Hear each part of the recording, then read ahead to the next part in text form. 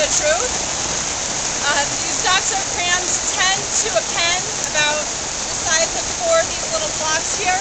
There's 10 ducks each. And there's upwards of 7 to 1,300 ducks in each shed.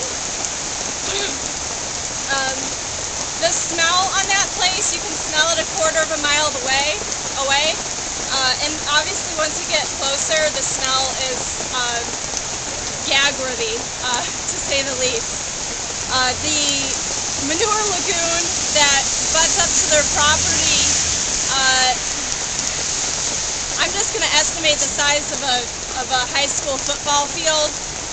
It was kind of hard to estimate, but these sheds just go on as far as the eye can see. You can't even comprehend how many animals are crammed in there. There's no windows, and it just looks like a gigantic factory. It doesn't look like a farm at all, and there's no sunlight, and there aren't any legal protections for these animals. Poultry, so birds and rabbits are actually excluded. They're not even considered animals under the animal welfare laws, so they have absolutely no protection. And I'd like to just address a couple more quick environmental issues with this particular part, and I'm going to get into some worker issues. Right now, beef production is the #2 destroyer of the rainforest, and that seems kind of odd. Like, why would beef be destroying the rainforest? Well, places like Brazil are getting a lot of money to raise cattle, so they're just mowing down the rainforest, making grazing land for these cattle. By the way, the #1 destroyer of the rainforest is palm oil. And there's little regulation over these factory farms and how they operate, mostly due to a lot of lobbying money and things of that nature. Also, just the idea of how it works is very backwards, insofar as, you know, we have millions starving across the globe. And a lot of that can be changed, because when you're feeding cattle, you got to feed it different grains. You know, the U.S. makes a lot of grain. We make a shit ton of grain. And a lot of it goes into feeding cattle, which in turn gets, you know, raised and turned into meat. But you need somewhere in the order of 16 pounds of grain just to yield 1 pound of beef. Whereas you could raise 16 pounds of grain and use 16 pounds of grain for 16 pounds of grain to feed a whole host of people. So there's these backwards sorts of things, you know, the water supply, that, you know, it takes upwards of like 2,500 gallons of water just to yield 1 pound of beef. So you have these very obvious sort of backwards ways of raising, you know, producing this food for such a low yield. And insofar as the workers' rights, factory farming and slaughterhouses, and you know, just a regular family farm that's obviously getting screwed over and bought out and downsized. You have these places such as like slaughterhouses, food producing facilities that are just horrendous for workers.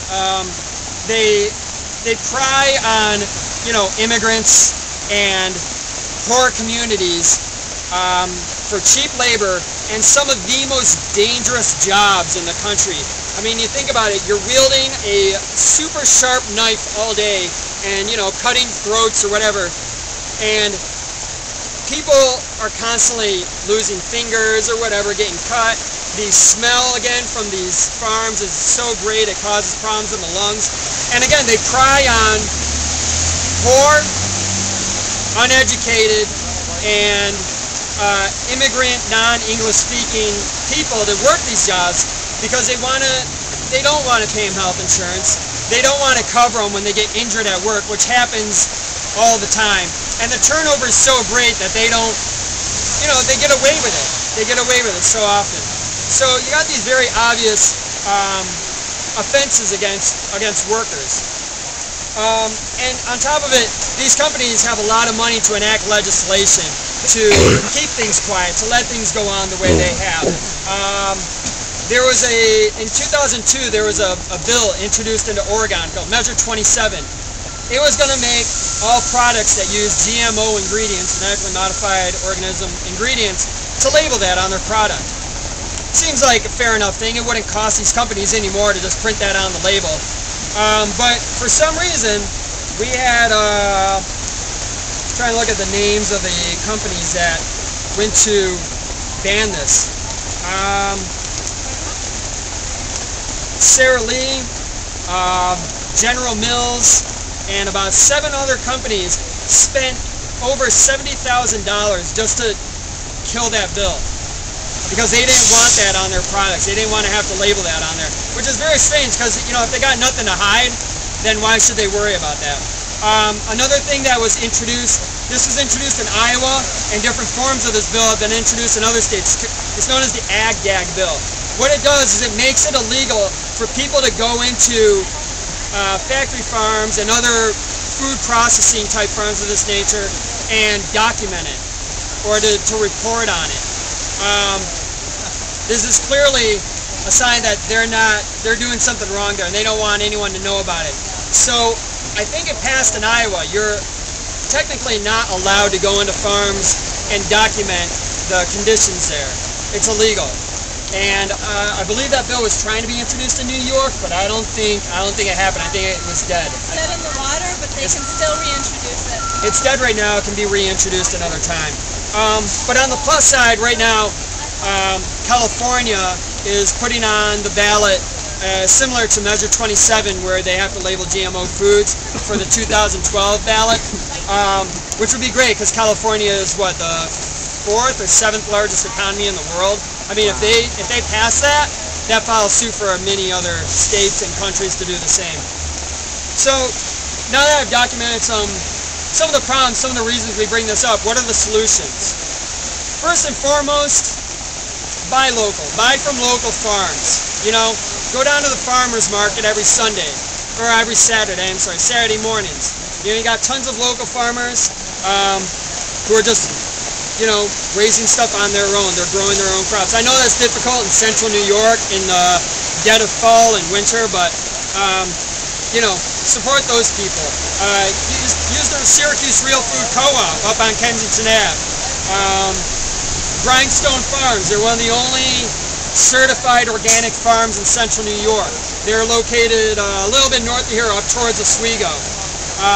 Join a CSA. A CSA collects from local farms, and you put in a certain amount of money every month or season, and they just bring you a ton of food every week, and you pick and choose what you want.